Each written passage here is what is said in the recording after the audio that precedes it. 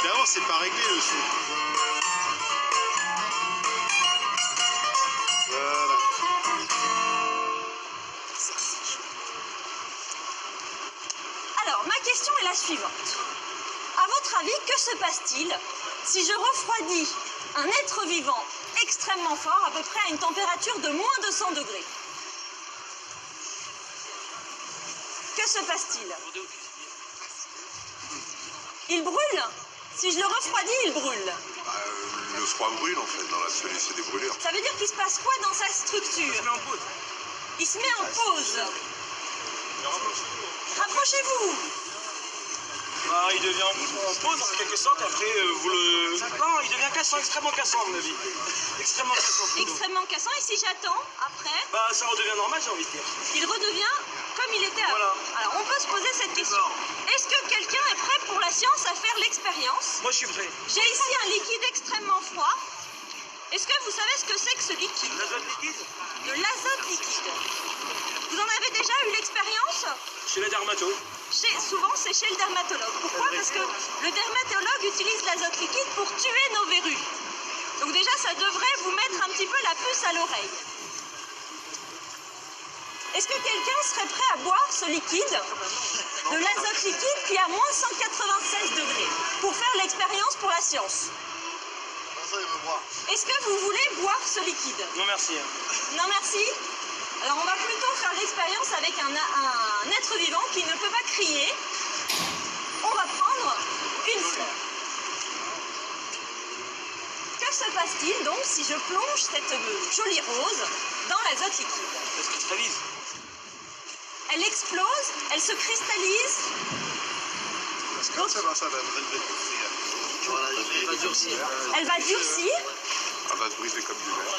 elle va se briser comme du verre. Elle durcit. Alors, on va faire le test. Attention. Alors déjà, qu'est-ce qu'on observe sur le liquide? Une ébullition. Il est en train de bouillir parce que la rose est extrêmement chaude par rapport à ce liquide qui est à moins 196 degrés.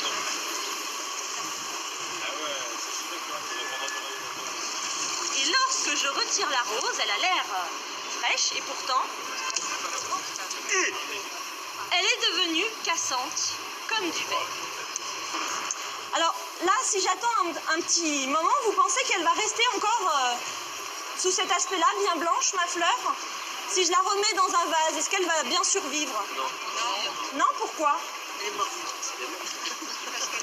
Et si j'attends un certain temps, contrairement à ce que vous pourriez penser, ma fleur ne va pas redevenir comme avant.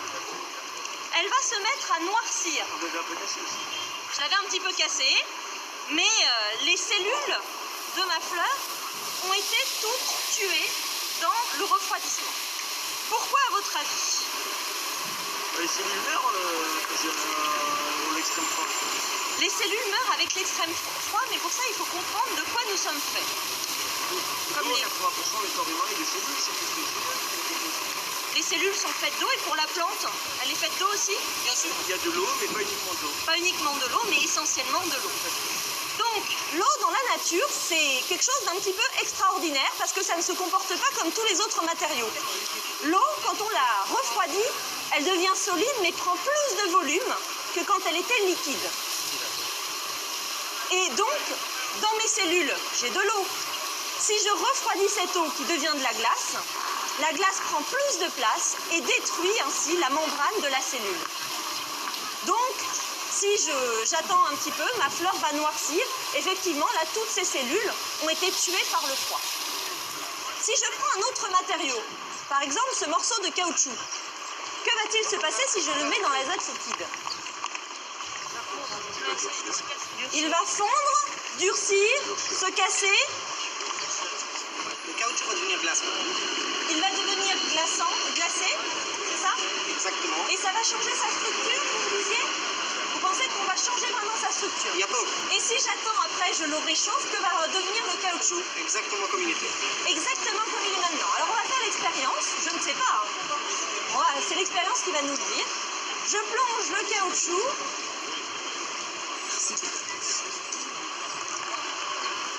Ça permet de faire des belles sculptures. Effectivement, il a durci, et si je lui donne un petit coup, il s'est cassé.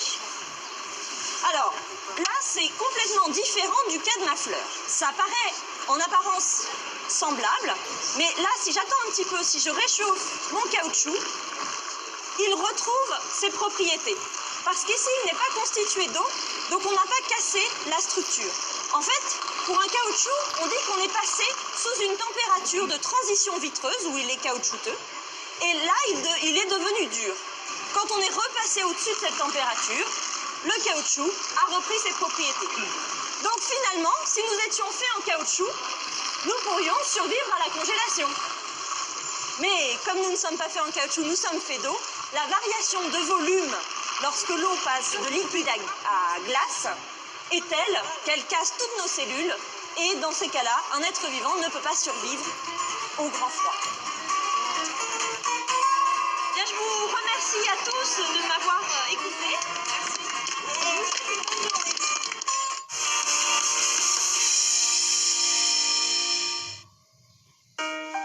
Kamu tahu nggak, hari ini KIP sudah turun.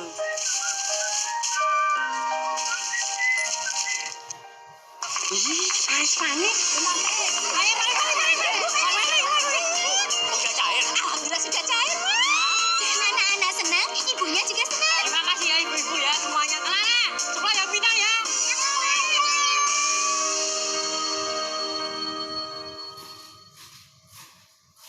Halo Indonesia, apa kabar? Semoga selalu sehat dan tetap cerdas di tengah perjuangan melawan corona. Kegiatan pembelajaran dari rumah merupakan bentuk solidaritas dan gotong royong dalam melawan corona. Untuk menunjang hal tersebut, Kemendikbud memberlakukan Permendikbud baru terkait program BOS. Berikut 3 poin penting yang diatur di dalamnya. Pertama, pembiayaan honor bagi guru non-ASN diatur lebih fleksibel. Selama masa penetapan kasus kedaruratan kesehatan masyarakat COVID-19 yang ditetapkan pemerintah pusat, guru non-ASN berhak menerima dana BOS apabila memenuhi syarat-syarat ini.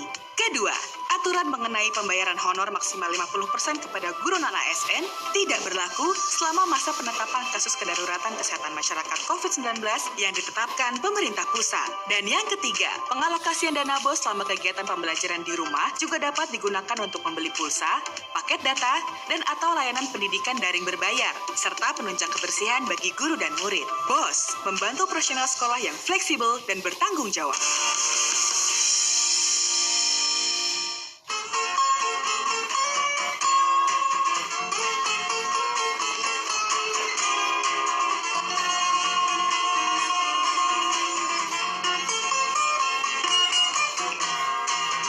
Évidemment, c'est pas réglé le son. Voilà.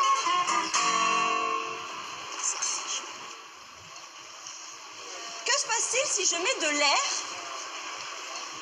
dans de l'azote liquide? À votre avis? L'air, si on le refroidit à moins 196 degrés. Que se passe-t-il?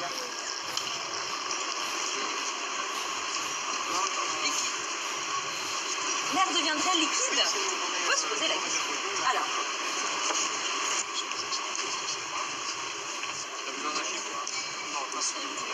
j'ai ici un cône. Vous voyez, c'est un cône, il n'est pas troué au bout. Donc ce cône, je vais le remplir d'azote. Ça me permettra d'avoir un récipient un petit peu plus large. Je verse mon azote liquide.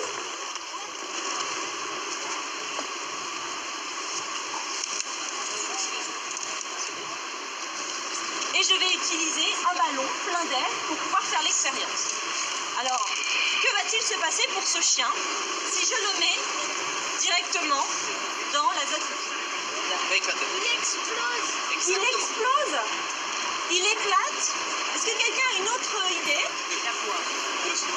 Il va se noyer. D'autres propositions, non? Il aboie. Il aboie. Il se rétracte. Alors, je vais en rajouter un petit peu. La griffe. Il attrape la griffe. On va se demander. Il ne va pas bouger. C'est une connerie. Alors, on va faire le test. Hein. Attention.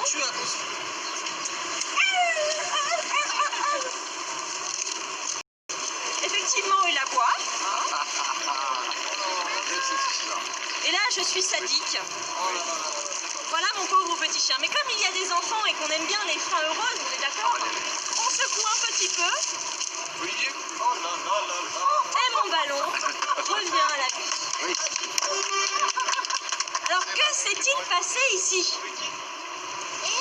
Que s'est-il passé? À votre avis, qu'est-ce qui est devenu mon air?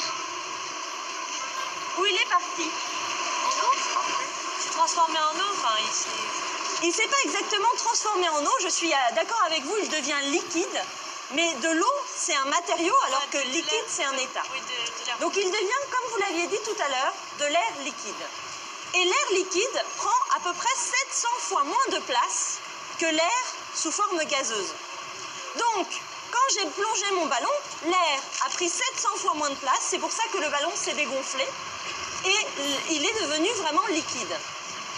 Ensuite, quand j'ai ressorti le ballon, l'air liquide est redevenu gaz, et donc il a repris la place qu'il avait auparavant. Et depuis tout à l'heure, il y a quelque chose qui se passe en bas du cône. Qu'est-ce que vous pouvez observer?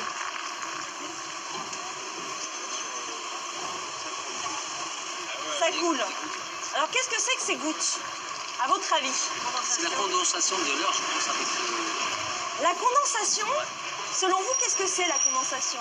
je pense que c'est quand il y a un contact entre deux produits de température différente. Voilà, à peu près, voilà. Alors quand il y a un contact effectivement entre deux températures, on peut observer de la condensation. Ici, c'est pas ce qu'on observe, puisque la condensation, c'est le passage de l'état gazeux à l'état solide. Ici, on observe des gouttes, donc c'est de la liquéfaction. Et ces gouttes, ce sont des gouttes de quoi? À votre avis? D'azote, d'eau? Alors si c'était de l'eau, alors l'eau, que se passe-t-il si je mets de l'eau sur du feu? Ça s'éteint. Alors on va faire l'expérience. Ce que je voudrais que vous observiez le bas du cône. Voilà. Je mets ici mon encens sous les gouttes, et qu'est-ce que vous observez?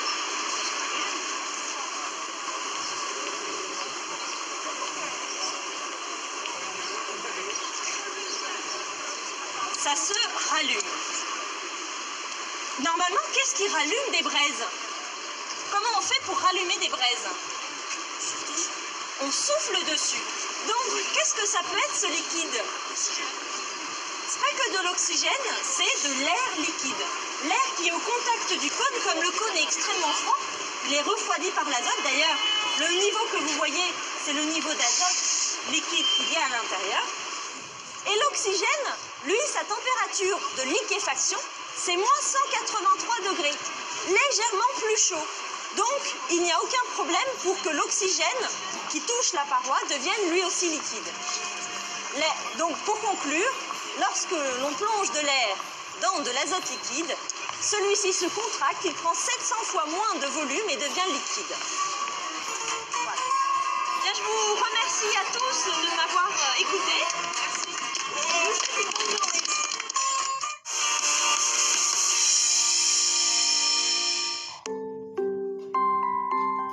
Dengan adanya sistem PPDB ini, jalur zonasi minimal menerima 50%, jalur afirmasi minimal menerima 15%, jalur perpindahan tugas orang tua atau wali maksimal 5%. Sisa kuota dari 3 jalur tersebut adalah jalur prestasi. Dengan sistem PPDB ini diharapkan dapat meningkatkan layanan akses pendidikan dan pemerataan kualitas pendidikan. Semangat ya belajarnya! Jangan lupa ya, luangkan waktu untuk membaca. Nah, kita membaca apa, Dek? Ini, Kak.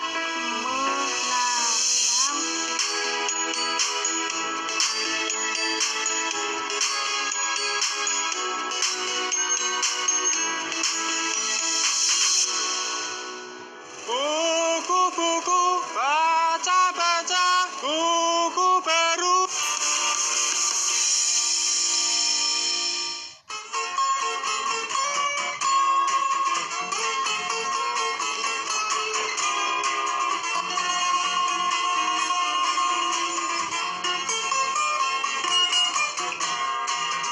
Évidemment, c'est pas réglé le son.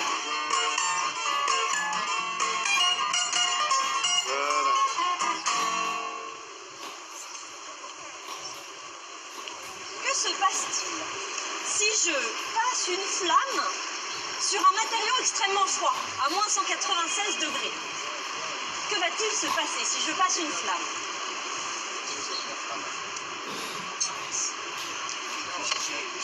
Quelqu'un a une idée? Ah, je vais refroidir par exemple mon marteau. Maintenant, qu'est-ce qui va se passer lorsque je vais passer une flamme sur mon marteau quand il sera très froid? Quelqu'un a une idée? Aucune idée? Comment? Ça se met à goûter, peut-être? Je passe ma flamme. Alors. Ça devient blanc, effectivement. Le contact de ma flamme chaude crée du givre. Alors pourquoi? D'où il vient ce givre? C'est la différence du moins froid au très froid. Du moins froid au très froid. Donc, mais là, c'est quel matériau? Qu'est-ce qui devient blanc comme ça? Le fer, oui, je sais pas. Le fer, l'air. Le fer, l'air. Qu'est-ce qu'on observe? La fumée. De la condensation. Alors, est-ce que vous pourriez m'expliquer, monsieur, expliquer aux gens qui sont ici ce que c'est que la condensation? Je pense que c'est la fumée des produits de combustion du briquet qui sont refroidis par le marteau et qui glacent. Et qui glace. Donc le passage de l'état, la condensation, c'est bien le passage de l'état gazeux à l'état solide. Je le précise parce que dans l'usage courant, on parle de condensation sur les vitres lorsqu'il y a de la liquéfaction, le passage du gaz au liquide. Donc là, effectivement, on observe de la condensation. Mais l'eau, d'où vient-elle? Parce que dans la combustion du butane avec du dioxygène, ça forme de l'eau. Exactement. Lorsque je fais une réaction chimique, j'ai des réactifs au départ, c'est-à-dire des éléments que je vais mélanger pour obtenir ma réaction chimique, ici la combustion. J'utilise du butane et de l'oxygène. Et j'ai également des produits, le résultat de cette réaction chimique. Ici, mes produits, ce sont du dioxyde de carbone, mais également de l'eau, de la vapeur d'eau. Donc, lorsque j'ai fait brûler ma flamme, j'ai pu observer ici de l'eau qui s'est déposée sous forme de petits cristaux. D'ailleurs, ça m'amène à vous poser cette question, quelle est cette fumée blanche que l'on voit un petit peu partout autour de moi depuis tout à l'heure? Du gaz, alors quoi comme gaz par exemple? De l'oxygène? Alors non, c'est pas de l'oxygène. Qu'est-ce que ça pourrait être? Du feu? C'est du feu la fumée blanche? Du feu, c'est pas bête. Est-ce que quelqu'un a une idée? De la fumée, mais qu'est-ce que c'est que cette fumée? Des nuages? Alors effectivement, ça ressemble aux nuages, mais de quoi sont constitués les nuages? De l'eau? C'est de l'eau? De l'eau. Mais de l'eau sous quelle forme? Froide. En dessous de 0 degré, l'eau elle est sous quelle forme? De la glace? Elle est sous forme de glace.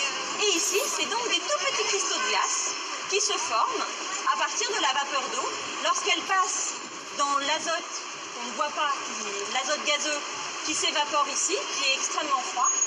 Les petites gouttes de vapeur vont se condenser, passer instantanément du gaz au solide et faire des petits cristaux que je vais pouvoir voir. Donc pour conclure, si j'utilise une flamme de la combustion sur un matériau très froid, le produit de cette combustion, l'eau, avec le dioxyde de carbone, mais ici c'est l'eau qui nous intéresse, va condenser sur la surface de mon matériau. Bien, je vous remercie à tous de m'avoir écouté. Je vous souhaite une bonne journée.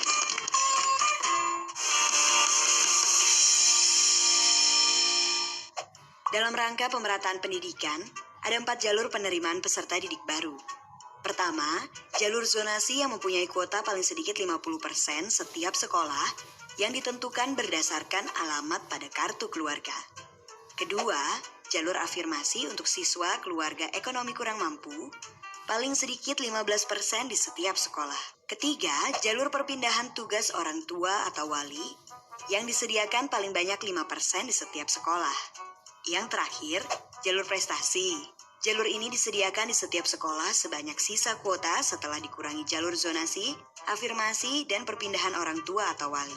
Jalur ini ditentukan berdasarkan nilai ujian sekolah atau hasil perlombaan atau penghargaan di bidang akademik maupun non-akademik pada tingkat internasional, tingkat nasional, tingkat provinsi, atau tingkat kabupaten atau kota.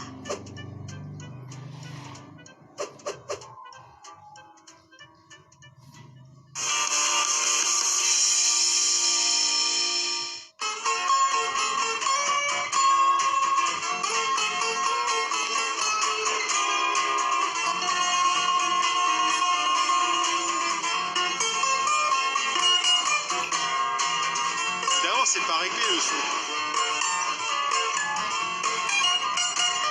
Voilà. À votre avis, quel est l'effet du froid sur l'électricité? Alors déjà, qu'est-ce que c'est que l'électricité? L'électricité, on va dire que c'est un déplacement d'électrons dans un fil électrique. Que se passe-t-il si je refroidis mes électrons et ma matière? L'électricité va réussir à mieux passer ou au contraire elle va être toute congelée, elle va plus vouloir passer? Elle va plus passer? Elle va mieux passer. Alors j'ai ici donc de l'azote liquide à moins 196 degrés et je vais utiliser, attention, un circuit gros budget. Voilà. Est-ce que vous voyez que l'ampoule est allumée ici? Pas du tout. Est-ce que quelqu'un veut bien se rapprocher pour être le témoin? Elle n'est pas du tout allumée là? Ah oui. Un tout petit peu. Ici, on a un enroulement de matière, un enroulement de fil, et mes électrons vont devoir passer à travers toute cette matière avant d'arriver à mon ampoule.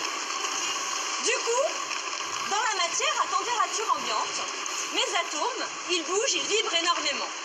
Mon électron, c'est comme s'il devait traverser une boîte de nuit où tout le monde danse et aller exactement à l'opposé sans se fatiguer. Alors, est-ce que vous pensez que c'est possible de réussir à traverser alors que tout le monde danse sans se fatiguer? Qu'est-ce qu'on pourrait faire pour calmer les gens en boîte de nuit? Faut qu'ils boivent. Faut pas qu'ils boivent, ou alors, si la musique est un petit peu trop folle, On coupe la musique. on coupe la musique, exactement, ou on la baisse. Mes atomes, ce qui gêne mes électrons, c'est parce qu'à température ambiante, plus il y a de température, plus les atomes vibrent et empêchent le passage de mes électrons.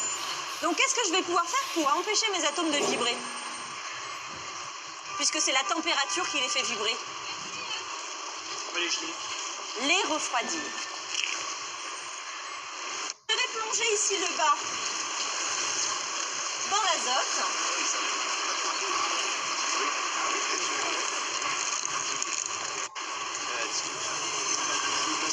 La lumière est plus forte. La lumière est plus forte. On dit qu'on baisse la résistance électrique du matériau. Mes électrons passent beaucoup plus facilement, ils perdent beaucoup moins d'énergie et ils arrivent ainsi beaucoup plus facilement à mon ampoule. Dans certains matériaux, quand on refroidit, on atteint une température où nos électrons, non seulement ils ne sont plus ralentis, mais la résistance tombe à zéro.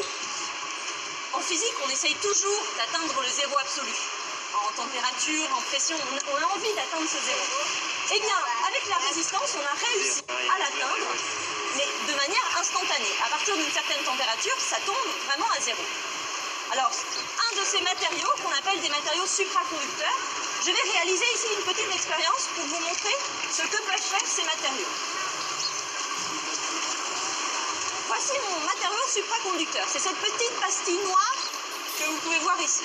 On pourrait se demander si c'est aimanté. Là, j'ai un rail avec des aimants.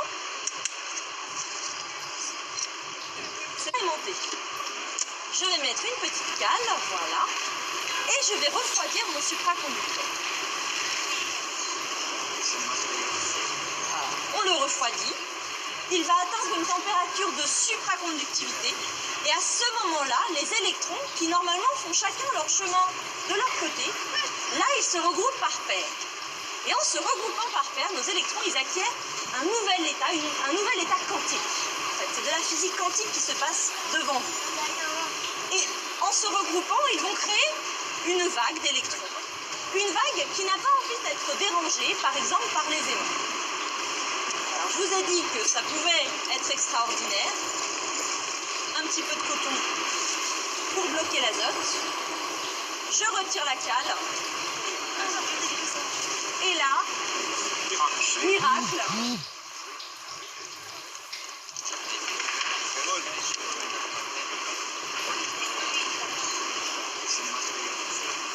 Alors, qu'est-ce qui se passe? Il est en lévitation. Effectivement, il est en train de voler sur le rail d'aimant. Qu'est-ce qui se passe si je penche le rail, à votre avis? De quel côté? Du côté de la noiselle. On va rester. Il n'a pas envie de descendre. Que se passe-t-il maintenant?